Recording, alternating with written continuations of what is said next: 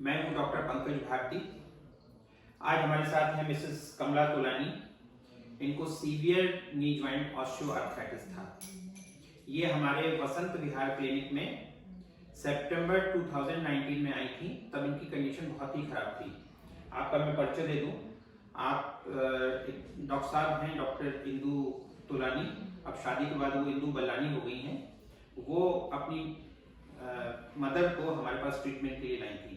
वो दिल्ली में बहुत ही फेमस डर्मेटोलॉजिस्ट हैं और गोल पंचकुइया रोड गोल मार्केट में प्रैक्टिस करती हैं और वो नेशनल और इंटरनेशनल फोरम्स पे जाके डॉक्टर्स को ट्रेनिंग देती हैं और पेशेंट्स भी देती हैं ऑफ कोर्स। आज मैं मिसेस कमला तोलानी से ही पूछूंगा कि उनको होलिस्टिक प्रोग्राम लेने के बाद क्या क्या इम्प्रूवमेंट हुए। आज मैंने इनके एक्सरे भी मंगवाए थे कि ये एक्सरे है, अगर आपको दिखाई दे रहा है तो आप देख सकते हैं कि जब ये 2017 में आई थी तो इनके 2019 में जब आई थी तो इनके घुटना बिल्कुल कोलैप्स था और कंडीशन ये थी कि आप देख सकते हैं कि बिल्कुल भी स्पेस कंप्लीट स्पेस रिडक्शन हो गया है। इनकी हालत ये थी कि ये वॉकर से भी इनको चलने में बहुत परेशानी होती थी। वॉकर से भी जब चलती थी तो इनको सपोर्ट की आवश्यकता होती थी और ये आज एक्सरे इन्होंने करवाया है तो आप देख सकते हैं क्लियरली कि ये जो नी स्पेसेस हैं ये वाइड ओपन हो गए हैं। अब हम इनके द्वारा ही पूछेंगे कि इनको क्या इनकी परेशानी थी, फिर इनको क्या क्या इम्प्रूवमेंट हुए। तो मिसेस तोलानी आप बताइए कि आप जब इस होलिस्टिक प्रोग्राम के लिए आई थी उस समय आपको क्या परेशानी थी। जैसा मुझे याद है कि आप वॉकर से भी चलने में आपको बहुत परेशानी थी। मुझे याद है कि आप जब वॉकर से नहीं चल पाती थी, आपको दो वॉकर से चलने के बाद भी दोनों लोग इधर उधर 5-6 सीढ़ियां चढ़नी थी। हाँ। तो एक तरफ से आपने मुझे हेल्प की थी और एक तरफ से हस्बैंड पकड़ के और कंधों के बल पे चढ़ाया था। तो ये कंडीशन आपकी कब से थी? ये 2-3 महीने से थी और हम जब चल नहीं रहा था हमारा, हम बिल्कुल बेड पे आ गए थे और हड्डियों के डॉक्टर के पास, डॉक्टर मिश्रा के पास गए थे। उन्होंने पहले 1 महीना तो मेरी मूंग की शिकायत की, जिससे सिर्फ मैंने लेफ्ट साइड खाली अपने पैर को मोड़ पाती थी, नहीं तो मैं सीधी पड़ी रहती थी। आप इतनी जो कंडीशन खराब थी तो आपको घर में मिस्टर तोलानी सपोर्ट करते होंगे? और मेरी मेड भी बहुत अच्छी थी, वो रात दिन रहती थी मेरे पास और हम दरवाजा खोलने लायक भी नहीं थी। अगर कोई घंटी बजाएगा तो उसी को जाना पड़ता था खोलने के लिए।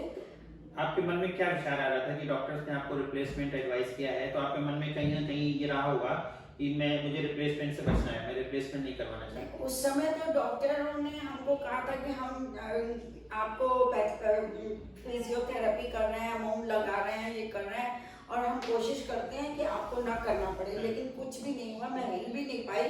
मतलब 15 दिन के बाद खाली मैंने अपना पैर हटा के यूं मोड़ा और 1 महीने तक तो पूरा मैं सीधा बेड पे रही और उसके बाद रात भर मैं सोती नहीं थी, क्योंकि एक ही जगह अगर पैर रहेगा तो सोती नहीं थी। उसके बाद मुझे बेटी ने बुलाया। स्वेलिंग भी बहुत थी, स्वेलिंग भी बहुत थी, पस भी था। तो मैंने आपको एडवाइस किया था कि पहले आपकी स्वेलिंग कम करते हैं, आपका पस ठीक होगा, इसके बाद फिर हम होलिस्टिक करेक्टिव प्रोग्राम आपका स्टार्ट करते हैं। तो जब आपने होलिस्टिक करेक्टिव प्रोग्राम स्टार्ट किया तो आपको कितने दिन में ऐसा महसूस हुआ कि नहीं कुछ बेटर हो रहा है? नहीं, 1.5 महीने बाद मैं पलंग से उतर के अपना थोड़ा थोड़ा काम भी करने लगी कि किचन में भी मैं जाती थी और उसको भी बोलती थी कि पहले तुम घर जाओ और मैं दरवाजा भी खोल लूंगी। वॉकर कितने दिन में आपका छूट गया? आपके इलाज के 1.5-2 महीने बाद वॉकर छोड़ के मैंने छड़ी पकड़ा। अच्छा। और छड़ी से मैं चलने लगी, जो हैंडल था पूरा उसका, छड़ी से मैं चलने लगी और जब काफी आगे आपका होता गया 6 महीने के बाद मैंने अपना पूरा घर का काम संभाला। वो जैसा आपने बताती थी कि अब आपने वॉक करना शुरू कर दिया है तो अब आप जैसा मैं देख रहा हूँ कि अब आप पूरी तरीके से ठीक हैं। आपकी जो वॉक है वो बिल्कुल नॉर्मल हो गया, आप सीढ़ियाँ भी चढ़ कर लेती हैं। तो ये जब पूरी तरह से ठीक होने के बाद फिर आपने क्या एक्टिविटीज अपनी रिज्यूम की? क्या वॉक पे जाते हैं? हाँ, वॉक पे मैं जाती थी और जहाँ सत्संग घर में मैं जाती थी वहाँ मैंने जाना शुरू कर दिया। बल्कि सब लोग मेरे को कहते थे आप बेंच पे बैठी रहो पर आप आओ। तो संडे मैं नहीं, अब आप कितना वॉक कर लेती हैं? अब मैं 6-7 किलोमीटर आराम से चलती तो मतलब हूँ। 6-7 किलोमीटर वॉक करने के बाद भी किसी तरीके का पेन या डिस्कम्फर्ट नहीं होता है? नहीं। तो अब इनकी हालत सामान्य होने के बाद आपको कैसा महसूस होता है? आप अच्छा महसूस करते हो कि आपको असिस्ट नहीं कर? बहुत अच्छा लगता है। जब आदमी बेड पे कन्फाइन हो जाता है या उसकी एक्टिविटी रेस्ट्रिक्ट हो जाती है तो मेंटली बहुत परेशान हो जाता है। उसको लगता है कि जब मैं ठीक हो जाऊंगी तो मैं ये करूंगी, ये करूंगी। तो आपने भी कुछ ऐसे प्लान किया होगा एडवेंचरस की, जब मैं ठीक हो जाऊंगी तो मैं वॉक पे जाऊंगी या क्लाइंबिंग करूंगी या मैं ये, तो कुछ आपने कुछ ऐसा एडवेंचरस किया? वो भी मैंने किया। मैं भूल भुलैया गई और 84 सीढ़ी ऊपर चढ़ के गई और अपने आप नीचे आई। और सब लोगों ने बोला शॉर्ट रास्ते से जाओ। और लॉकडाउन हो गया था तो मैं किसी फ्रेंड से तो मिली नहीं थी। फ्रेंड्स फोन पे बोलती थी पहले जैसे तुम चलती थी वैसे चलती हो, हमें तो नहीं विश्वास आता। तो मैंने कहा अब जिसको देखना है आओ। और जिस दिन सब अभी तक कुछ लोग कह रहे हैं कि वाकई में तुम पहले जैसे चलती थी वैसे चलती हो, और अच्छा आओ तो हम लोग देखें। फिर एक दिन मैं सत्संग करने गई और उनको विश्वास नहीं हुआ, मैं बिल्कुल वैसे नॉर्मली चल रही थी। आपका कॉन्फिडेंस लेवल भी काफी बड़ा होगा। हाँ बढ़ा था। और मैं छड़ी भी छोड़ चुकी थी। तो वो फोन पे पूछते थे तुम्हारी छड़ी छूट गई है, तुम्हारा ये हो गया। मैं बिल्कुल नॉर्मल हूँ। और अभी तो मैं मुझे याद है कि पुराने से ज्यादा अच्छी तरह से फास्ट। जब आप आई थी तो आपके चेहरे पे बहुत पेन था, एक निराशा थी, पेन था, और आपके मन में ये था कि पता नहीं मैं ठीक होंगी भी नहीं होगी, मेरी सर्जरी करवानी पड़ेगी। फिर आपके मन में ऐसे लग रहा था कि सर्जरी अगर फेल हो गई तो क्या होगा। बहुत ऐसे भाव थे। अब मैं देख रहा हूँ कि आप बहुत कॉन्फिडेंस है। नहीं, वो पहली दफा मैं जब डॉक्टर साहब के पास गई और उन्होंने कहा मैं आपको ठीक कर दूंगा, तो उसके बाद तो सर्जरी का ख्याल मन से निकाल दिया। और वाकई में डॉक्टर साहब ने कहा मैं आपको चला के दिखाऊंगा, और अब मैं बिल्कुल ठीक हूँ, बिल्कुल ठीक हूँ, दर्द भी नहीं है। मैं आपको सच बताऊं कि आपके केस में उतना कॉन्फिडेंस मेरा भी नहीं था कि आप 6 या 7 किलोमीटर चल लेंगी। मुझे ये था कि हाँ ठीक हो जाएगी, नॉर्मल स्थिति हो जाएगी, आप घर में अपना आसानी से काम धाम कर लेंगी और 1-8 किलोमीटर चल जाएंगी। लेकिन ये तो एक बहुत ही मेरे लिए भी सरप्राइजिंग है कि आप 7 किलोमीटर वॉक कर लेती हैं और आप 84 सीढ़ियाँ चढ़ लेती हैं, आपको कोई डिस्कम्फर्ट या पेन नहीं होता है। ये वास्तव में इसको भी मैं एक मिरेकल ही कहूँगा। पर पहली बार आपने कहा था मैं आपको ठीक करूंगी और मैंने आपका ऐसे हाथ पकड़ लिया था कि हाँ भाई डॉक्टर ये करेंगे। वो तो एक कॉन्फिडेंस होता है ना। लेकिन कई बार होता है ना कि कुछ पेशेंट्स में बहुत ही मिरेकलस रिजल्ट्स तो सभी में आते हैं, लेकिन कुछ पेशेंट्स में बहुत ही मिरेकलस रिजल्ट्स आते हैं, उनमें से शायद आप एक हैं। तो ये थी हमारी पेशेंट मिसेस कमला तोलानी।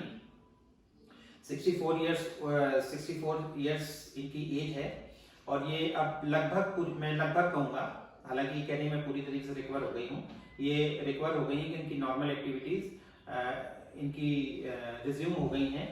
अक्सर लोग मुझसे पूछते हैं कि आखिर डॉक्टर साहब, पूरी दुनिया के डॉक्टर्स ये बताते हैं कि रिप्लेसमेंट के अलावा कोई इसका समाधान नहीं है, तो आखिर ये ट्रीटमेंट होता कैसे? आप कैसे कहते हैं कि इतनी एडवांस स्टेज में भी आप पेशेंट को चला देंगे या सर्जरी की आवश्यकता नहीं पड़ेगी, पेशेंट एब्सोल्युटली पेन फ्री हो जाएगा, उसकी मोबिलिटी रिस्टोर हो जाएगी। तो आज मैं बता दूं कि जो हमारा नी जॉइंट होता है उसके जो सपोर्ट्स होते हैं वो होते हैं मसल्स, लिगामेंट्स और टेंडन्स के द्वारा लो बैक से फुट तक। तो लोकल भी सपोर्ट होते हैं लिगामेंट्स के द्वारा। तो जब हमारा घुटना जिसमें हमारा स्पेसेस रिड्यूस हो जाते हैं तो ऐसी स्टेज में हमारी मसल्स स्पैज में आ जाती हैं, लिगामेंट्स हमारे लेग्स हो जाते हैं, और जो टेंडन्स होते हैं, टेंडन्स वो स्ट्रक्चर होते हैं जो मसल को बोन से अटैच करते हैं, इनमें टेंशन आ जाता है।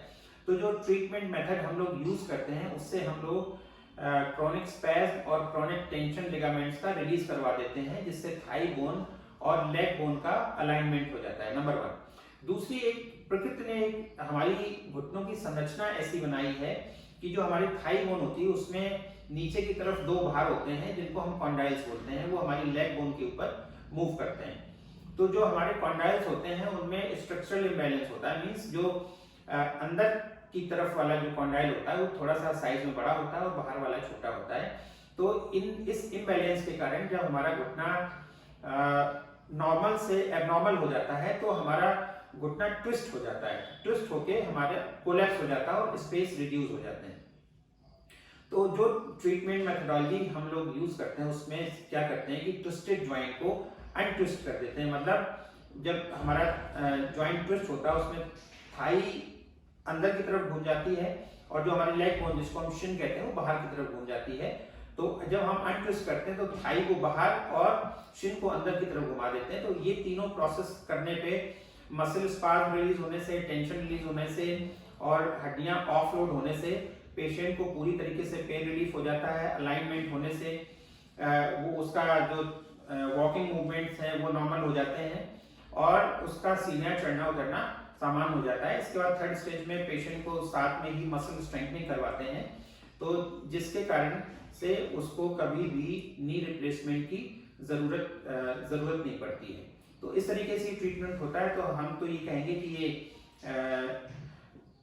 नी रिप्लेसमेंट का इससे अच्छा ऑल्टरनेटिव नहीं हो सकता है। और किसी भी एज ग्रुप का पेशेंट हो या कितना भी सीवियर पेशेंट हो, सभी पेशेंट्स बराबर से रिस्पॉन्ड करते हैं। हाँ, रिस्पॉन्स टाइम अलग अलग हो सकता है। जो पेशेंट जिनमें डैमेज कम होता है वो जल्दी ठीक हो जाते हैं और जिनमें डैमेज बहुत ज़्यादा होता है उनको ठीक होने में थोड़ा सा समय लगता है। तो मैं एक बार आपको बहुत बहुत धन्यवाद देता हूँ। सर, आपको भी बहुत बहुत धन्यवाद देता हूँ। मेरे ख्याल से ठीक होने के बाद आप भी खुश होंगे, क्योंकि अब आपको ज़्यादा घर में हम भी आपको दुआएं देते हैं कि भाई हम आपके कारण ठीक हुए और विश्वास और के साथ जो विश्वास मैंने किया वो निभाया। नहीं तो सब कहते थे ऐसे कोई हो सकता है क्या? थैंक यू, नमस्कार।